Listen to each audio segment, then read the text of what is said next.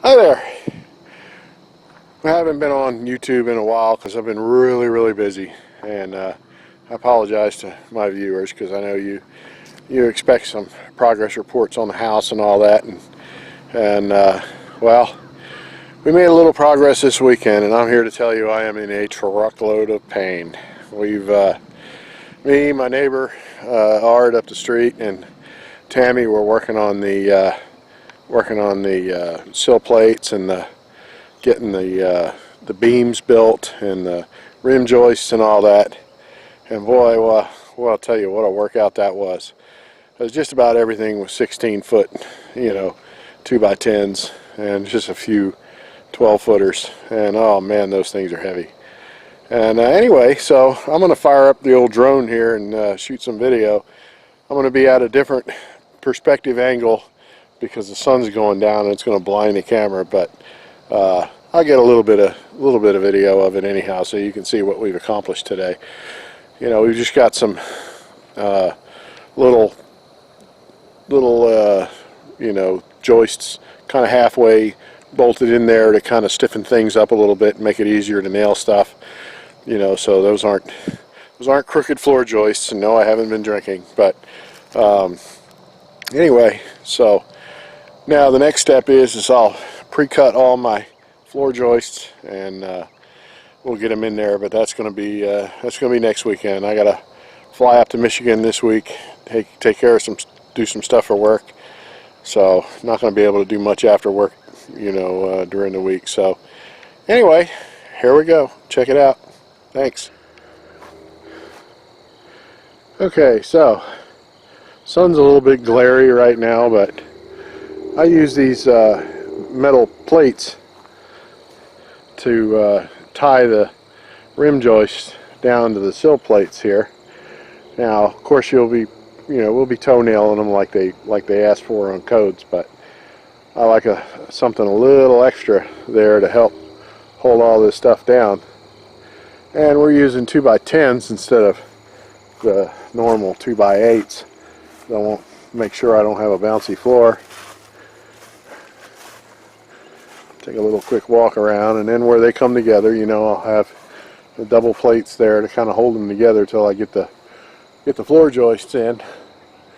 I still have to pre-cut all those, and those will all be a pre-cut at a specific length, so that'll pull everything square.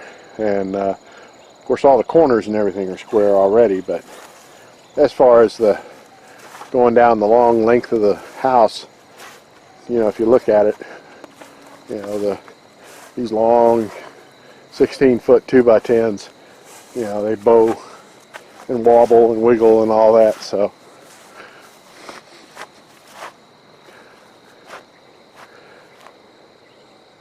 like I said, there's those temporary little stiffeners we've got in there. That was Ard's idea.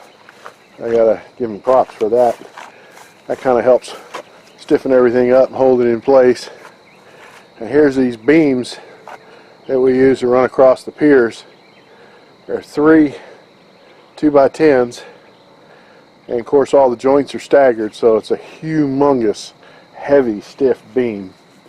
And they're glued and nailed, and man, it's crazy. That special glue we got for outdoors and everything is like $27 a gallon, and you got to buy the little cheap crappy brushes that you just throw away when you're done, because there's no washing them out. I mean, that's some serious damn glue.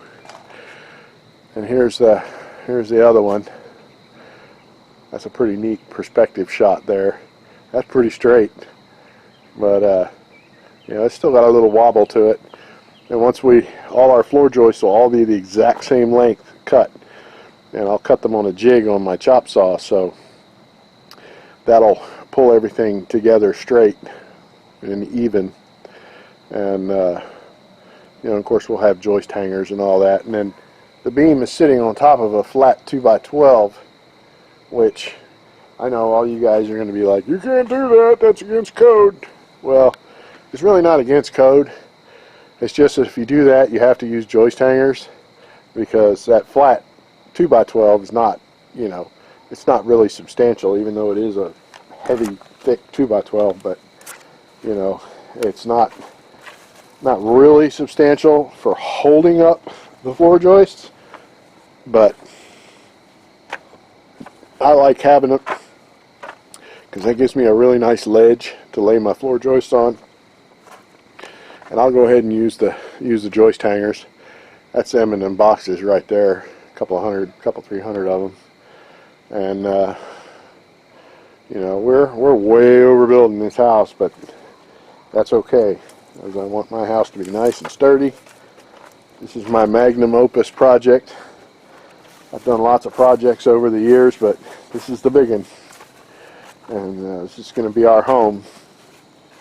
And it's not going to be a McMansion or anything like that. It's going to be a nice little basic country home, but it's going to be one tough house, and it's going to be sturdy as heck. Oh look, there's Mr. Spider. Everybody loves a spider, right? Look at that guy. He's ugly.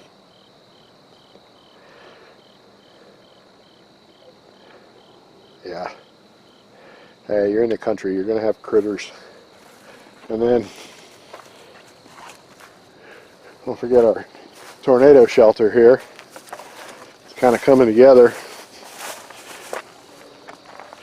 I'll stand up over the edge here. There's where one of the beams will go across, and the other beam. And then of course the floor joists will go across here. But there'll also be the hatch framed in here too, so, but that's complicated. That'll come later. And then everything's bolted down. All the sill plates with 5/8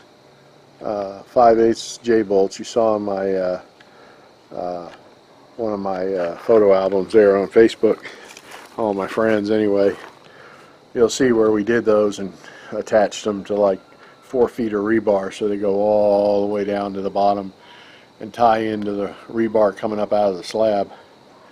So, I mean, you know, an F5 comes through here, yeah, we're probably dead, but you know what? They're gonna have, that tornado's gonna have to work for it. So, and then all these plates, you know, we're gonna have, you know, in addition to the toe nailing. I always thought that was odd, you know, you got all this huge house sitting on top of these sill plates, and it's just toenailed down to the foundation. That's why you see houses after a tornado hits, you know, the foundation's still there, but the house is just totally wiped away. So, I ain't about that, so I bought a huge case of those things, man. I'm gonna have a ton of these things going all the way around this foundation, in addition to that stupid little toenailing that they want per codes.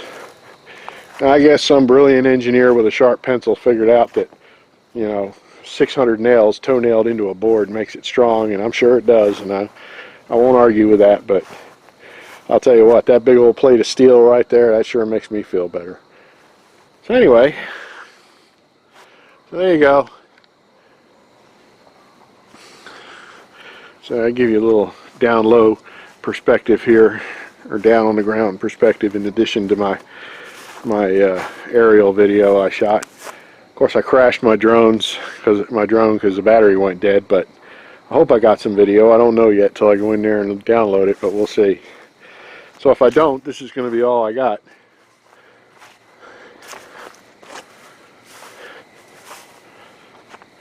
And there's everything else under the tarp, just in case it decides to rain. It is October now in Tennessee, so normally the rainy season starts here for too long. That's why we're rushing to try to get this thing dried in.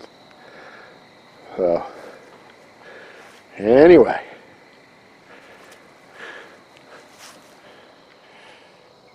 So, that's it. That's our progress. I know it probably doesn't look like much, but that's a whole 2 days worth of work, trust me.